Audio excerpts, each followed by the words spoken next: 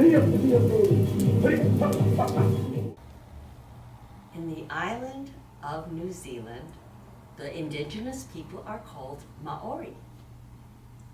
They call their land Aotearoa. They have a beautiful dance with Poi Balls. Poi in Maori means ball, and the dance is with a poi on a cord. This is used for women for flexibility and training for weaving. For men, it's for strength and coordination for battle. Rina will now demonstrate the dance.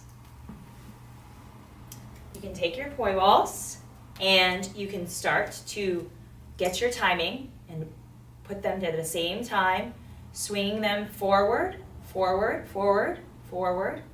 And then once you get them at the same time, you can change pace. You can get them a little bit faster or a little bit slower.